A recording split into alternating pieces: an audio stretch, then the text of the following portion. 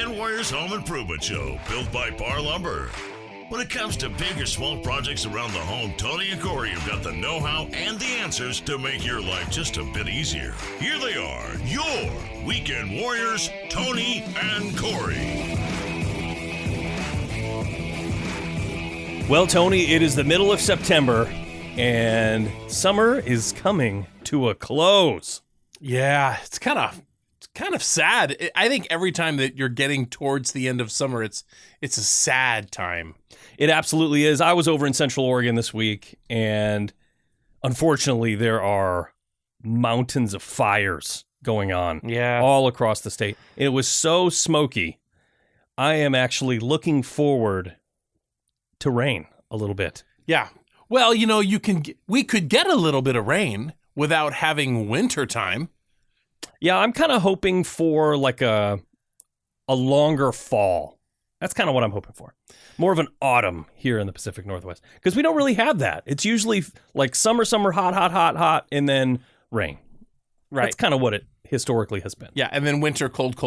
Yeah. But occasionally we'll get a second fall, like a second summer almost, where it'll cool off and just be a little bit warm, chilly at night. I like that weather. Yeah, with the leaves falling and changing colors, a little crispness in the air. Yeah. It seems like every 2 to 3 years since the kids have been born, we go out trick-or-treating on Halloween night, and it is literally freezing, pouring rain, and then like 2 years or 3 years of nice, and then that same weather pattern. It's like this awful, torrential downpouring. Yeah, over Halloween night. I wonder if that has a name. I don't know. Like El Nino or El Nino or Super El Nino. El Chupacabra. I don't know. Yeah, Chupacabra. Have to check the Farmer's Almanac, maybe. Yep, that's right. Anyway, however that it is that time of year that we are looking to wrap up what we've been trying to get accomplished all summer. Those projects, the last projects that you will get done before it's not nice enough outside to be out there doing it. That's right. So Tony and I came up with a small list of things that you can do for last-minute summer projects. Some of these things are on Tony and I's list. Some of them should be on yours. Honestly, most of these things are on my list. Really? Yeah, it's so interesting. In one way or another, I'll cover that as we go across them, but this is a very common list of things that we'll be needing to get done on most properties around the end of the year. Well, let's jump into the first one. Yeah. The very first one on the list is outdoor lighting. And, when we first started talking about this, I think I had in mind landscaping, but you had something completely different in mind, in that you were talking more about putting a light on the exterior of your shop. Yeah, that's right. As we move into winter, fall, it gets darker earlier, and you're not necessarily going to bed at 5 o'clock. Yeah, so you got to have some light out there. When we first built the house, we didn't have a shop. And then after years go by, you build a shop. Maybe you build some other structures on your property. And as you do that, you realize the need. You use them in different ways over the years. And now here I find myself going out to the shop after dark. And it's a really dark little corridor that I go from the back patio door to the shop door. It's lighted in each of those two places, but nothing in between. So something on the corner of the shop that lights that walking area there. And I may not even have realized that I needed it, except my my sidewalk, concrete area there cracked. And when it cracked, part of it dropped and created a trip hazard. A little, 3/4 inch rise in that concrete there. And I'm going to have that concrete either repoured or lifted back up. But because of that little trip hazard, I realized I need to be able to see. Put a light in. So now I can just put a light in. And so, I have a little bit of outdoor lighting upgrade to do at my property. That's a really good thing to do. Do you have electrical that you can tap into to install a light, or is it something you're going to have to do solar? Nope, I do. I actually have power to the shop. So I can run up right from my outlet that's in there and put it right on the corner of the building. Nice. And I haven't insulated anything on the inside of the shop, so be very easy to wire and install. Now, are you thinking about putting in a motion light or something that you could turn on and off? Yeah, I definitely don't want to have to turn it on and off. I just want it to come on when I'm making my way out that way. And so that will be the easiest way, motion sensor. I would give a tip for you if you are going to install a motion light is to also put it on a switch. Because there's going to be times where one of two things is going to happen. A, you don't want it on. You don't want it on to come on at all. So you want to be able to turn it off. And B, you might want it on a lot longer than it is scheduled for. You know, a lot of them have timers that you can set 10 seconds all the way to 5 minutes, you know. But if you're out there working and you need that light on consistently and you don't want to keep waving at it every time it turns off, a lot of the motion lights have a setting that where if they're set to a switch, you can turn the switch off and then back on really quickly and they will stay on. Oh, interesting. Yeah. Okay. It's kind of a setting in there that's part of its wiring. You turn it on, then you turn it off, turn it right back on really quickly, and it will stay in on mode. Interesting. And then to reset it, you just turn it off, wait a minute, turn it back on, and then it's back to normal. That would work really good in my situation out there. Yeah, that's all I was going to say. I would recommend putting a switch on it. Having said that, I have recently, over the last 6 to 8 months, bought a few different accent lights that go in the backyard, and they're all solar, all the ones that I bought. One looks like this, this little array of tiny little lights that you just put right in and amongst your plants, and it just sort of accents, that corner of the yard when it's dark out there. You see these little lights come on. It's very cool. I like it. In your experience, do the solar lights work very well? These little ones do. If you're expecting the solar lights, to light the entire area for you, then you might have set the bar, your expectations might be a little high.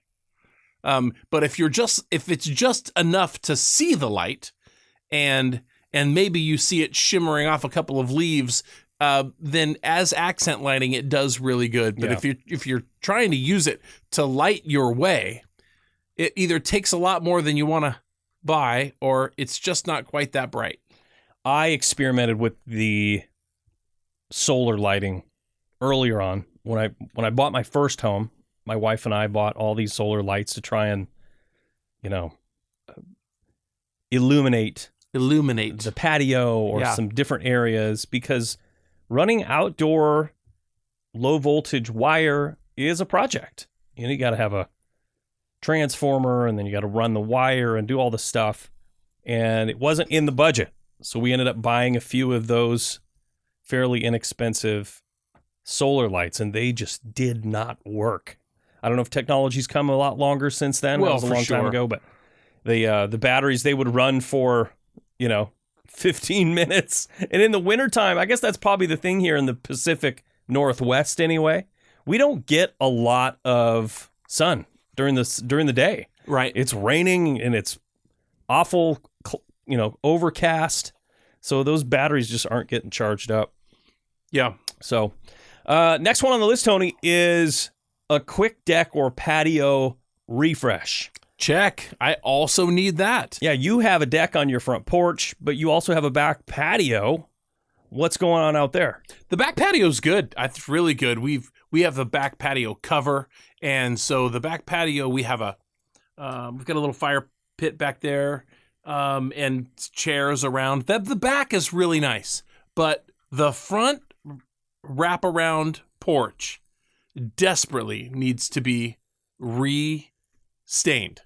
It has the stain has just no longer effective, and it's gotten pretty dirty, and it's dull, and it's starting to gray in a few areas that get extra sun.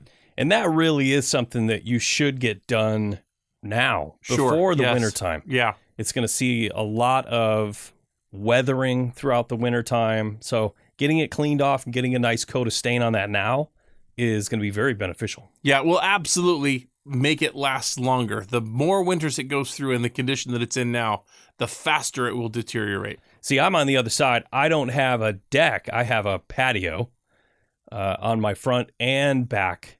And one of the things on my front porch patio, it's all brick, and it has really developed a lot of moss. And it's grown in very, very thick. And I put moss killer on it, and it just comes right back. What I want to do is get that thing pressure washed, and then I want to put a coat of sealer on it. Smart. One of my coworkers does that. He says you only have to do it every 3 to 4 or 5 years, depending on how much it sees, how much weather it sees. But I'd say a portion of it's covered and the rest isn't. And I think it would just be really beneficial because it gets slippery in the wintertime. When it's raining, you walk up that thing, man, that moss gets pretty slimy. Sure, yeah. So, and I've got the same thing going on in my back patio where I made a mistake.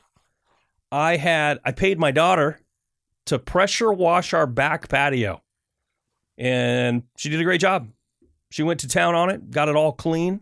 However, all of the sand that we put between the bricks, they call it polymeric sand. It goes in there, and then when we wet it down, it gets really hard.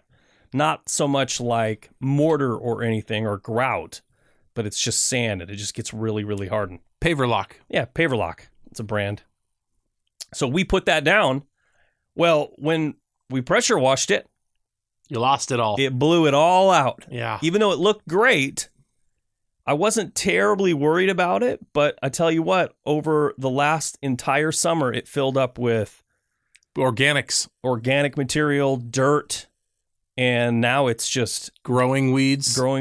It's, moss, and every little crack. The whole patio is green now. Yep, I've seen it. So I haven't seen it. I've seen that before. yeah. So I need to pressure wash it again and come back and put in polymeric sand. And I'm going to do the same thing as I want to do on my front porch.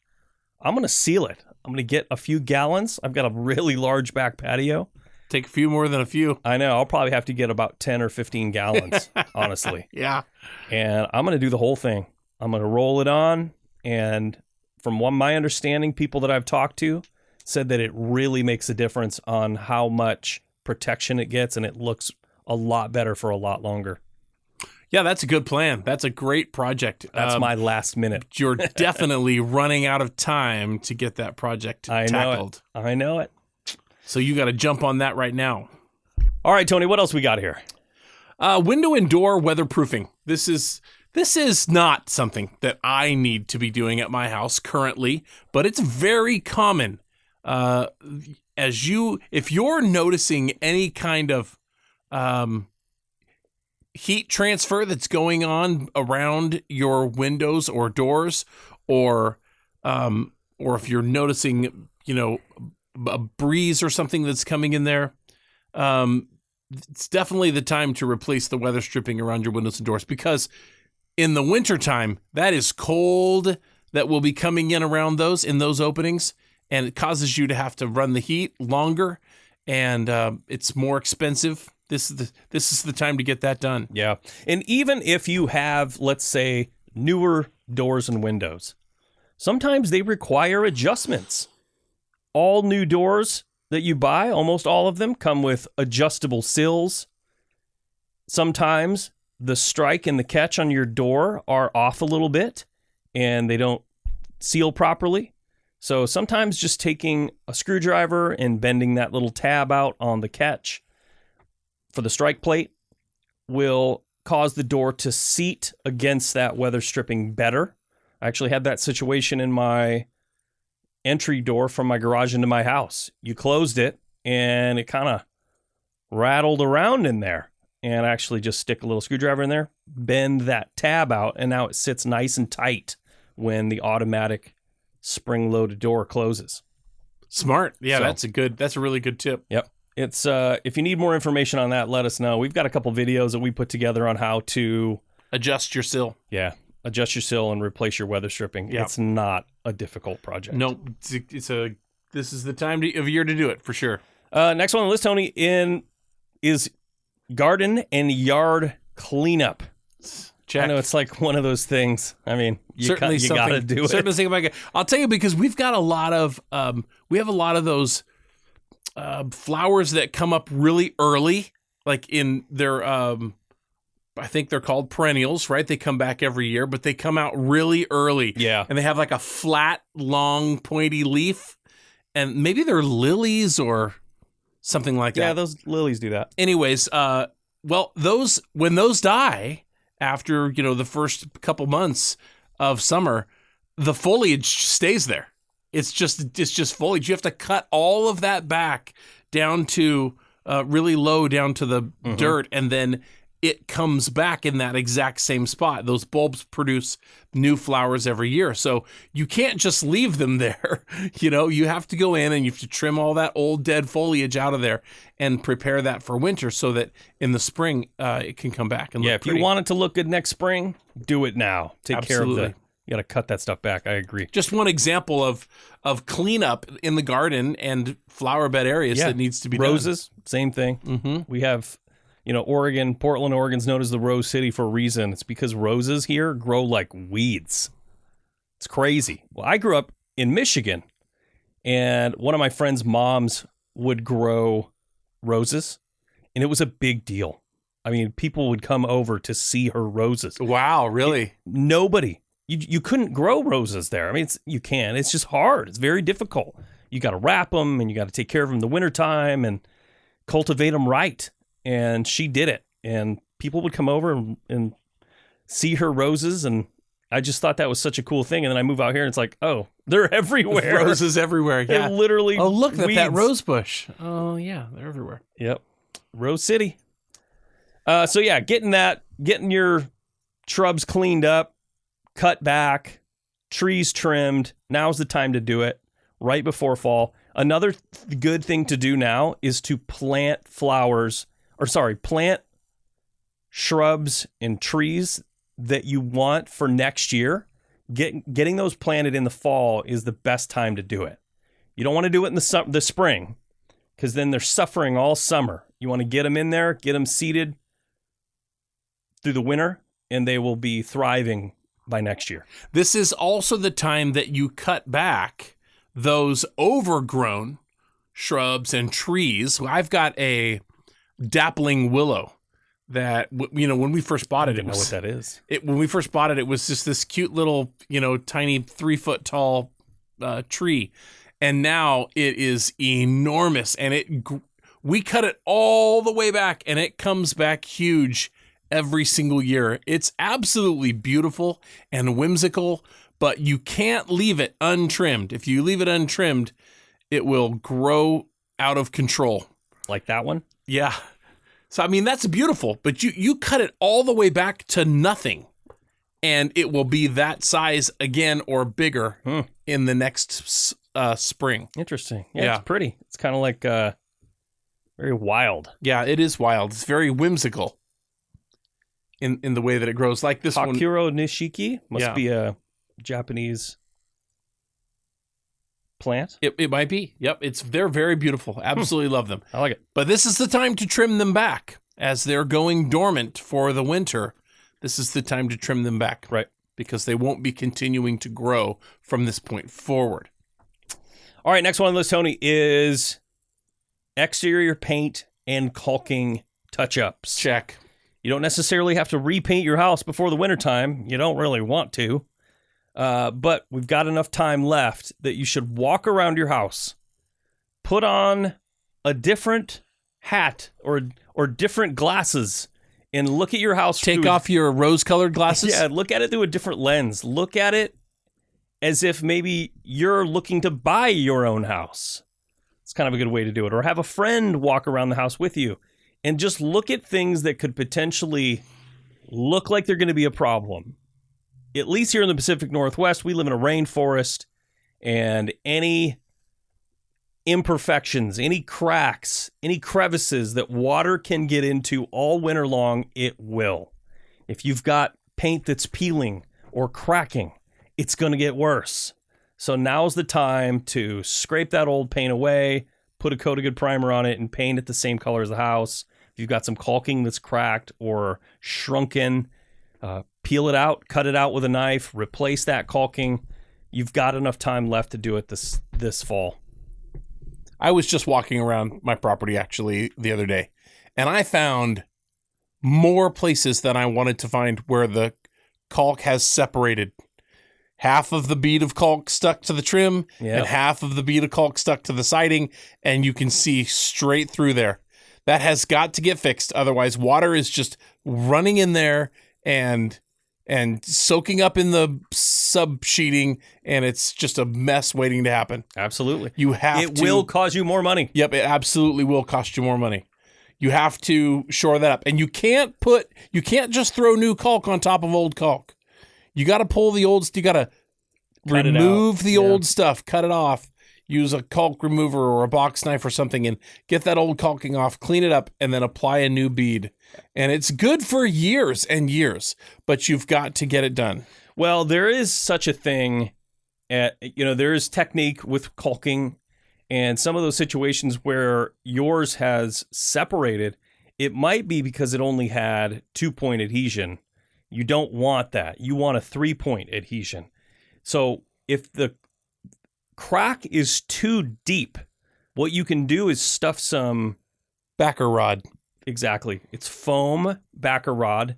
It's got a weird name, but it's like this round foam that you would take and tuck into a crack. They make it in 3/8, ½ inch, 5/8, 1 inch. And if you've got a really large crack and it's deep, your caulking is just going to keep filling it in. You know what I mean? You could squeeze more in there, and you're not doing any good. You put that backer rod in there and you'll get that nice 3-point adhesion, and it will expand and contract properly with the substrate. So make sure you're doing that right.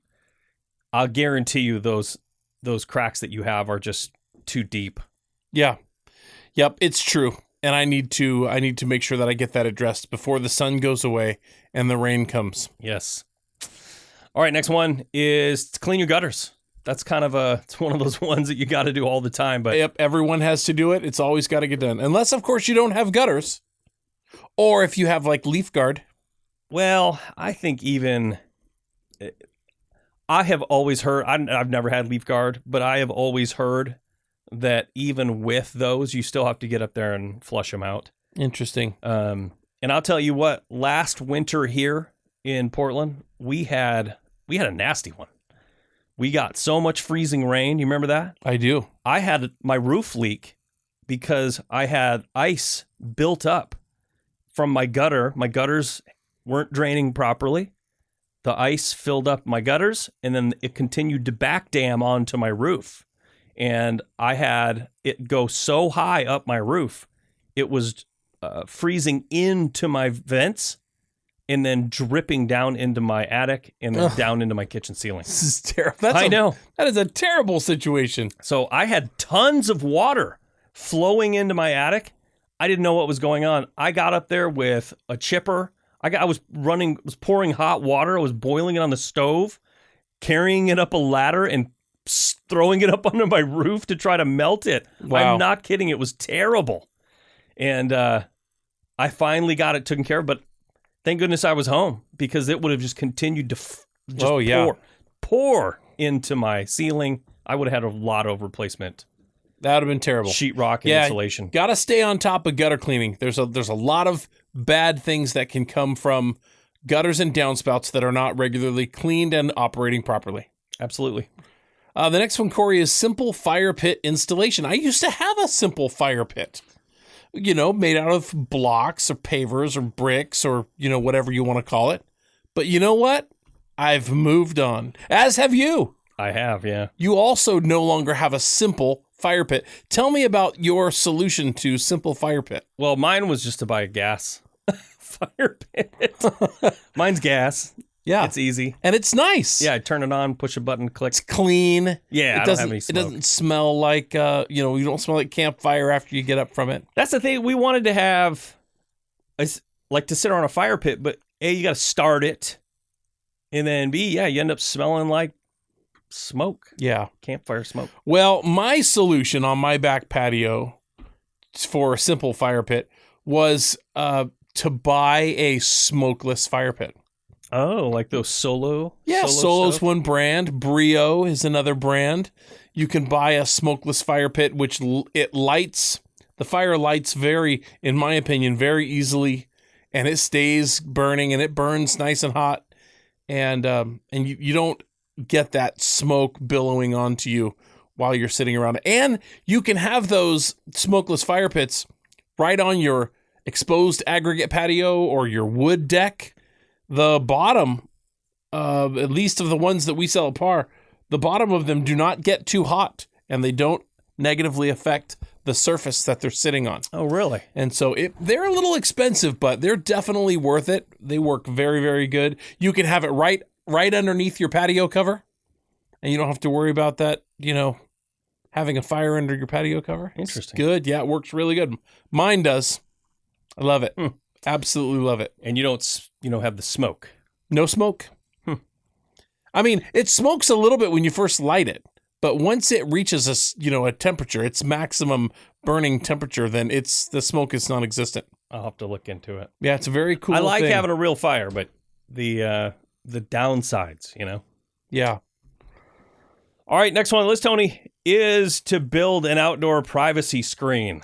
One of the things about wintertime, it gets dark so early that you're constantly inside and turning lights on, and then you got to close all your blinds because everybody walking down your street can look right up. Yeah. Or maybe your neighbors or whatever.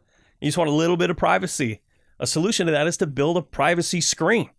And you can do that any different way. I'm looking at building one like a cedar fence. It sounds like a fence. Yeah, it's basically a fence. But it's in addition Not to your as structural. In addition to your fence. And how tall is this privacy screen? The one that I'd like to build is about 6 feet tall. Okay. And then I'll probably plant some sort of vine climbing plants or maybe some arborvitae plants that grow fairly quickly. I've had a discussion recently about building a privacy screen for the hot tub area in the back. Yeah. I mean, we have a fence, but the fence is so far away that now, the neighbors or whoever, if they're standing on their back patio, they can see right over the fence, of course. And just waving at the neighbors. Yeah, the screen can be the same height as the fence. It just needs to be really close to the thing you're screening. Yeah. Another thought that came to my mind when we came across this item on the list is a curtain for my covered patio. That's a good idea. I would like very much, I've been considering it. Been considering the possibility of curtaining my exterior covered patio. Curtaining. I'm going to curtain it. I don't know if that's proper English. I'm going to apply a curtainage to the area, to the uncurtained area, and I'm going to curtain it. Anyways, I'm very excited about that. There's a reason why. It blocks wind, right? So if you're out on the back patio during the colder months, November, December, January, February, then you have a windbreak, something you can use as a windbreak, and it will also give you privacy on your back patio. Yeah. Yeah, you could use curtained that way as an adjective. It is it is. It will have been. It will become curtained. Curtained. It will be curtained. And it will be curtains for me if I don't get it done before the end of summer. You should hire someone named Curtis to get it installed. The very last item on the list, Corey, here is garage decluttering. Yes. And this is something, again, that everyone, I won't say everyone. There are certainly people out there with very organized garages that do not need to be decluttered. You're not one of them. That's not me. That is not me. I am definitely someone that must do garage declutter on a very regular basis. I have children who have moved out and then weren't able to get a place to live that holds all of the stuff that they own. So they just assume? Yeah, so they just assume dad'll hold on to it. Dad'll take care of it. I guess if I lived there, I would assume the same thing based on your garage. I would assume that it's free storage. Yeah, it's free storage. Yeah. No need to organize it. Just huck it in there. Yeah, I don't grieve upon them too much. A garage is a garage. It is used for whatever it's used for. I have a shop, which allows me to go do The purpose of yours is for storage. garage things in my See, shop. I'm the opposite. You know this. My wife likes to park in the garage. That's right. Yep, that makes your garage not optimal for storage. It is also my shop. It's also my storage, and it's also for parking. Yes. And I have a 1.5 car garage. I mean, I think they probably call it a 2-car, but it is not a 2-car. Right. You could maybe park 2 smart cars in there side by side. Yes, smart cars. That would be okay. But or 2 Hot Wheels. 2 Hot Wheels. Bikes. I have bikes too. Mm-hmm. So yeah, the summer projects that eat up the garage space, I have had to get very creative on storage. I have to put things up in my attic above. I have these racks that I've built for different trim and things and all kinds of storage shelving. So if I don't utilize that properly, then wife can't park in there. So Yeah. I And then it's curtains for you. that's right. And we don't want that, of course. Absolutely. Well, so this wraps up our show, Last Minute Summer Projects. We hope you got something out of here that you could use. There's definitely an opportunity for you here, things that you can get done before the end of summer. If you have comments on this show or questions about any other shows or anything at all that you want to just talk to us about, you can reach us at weekendwarriors@par.com, PARR.com. Yeah, if you've got any summer projects last minute that you want to tell us about, feel free. Send it over. Thanks so much for listening. Have a super great week.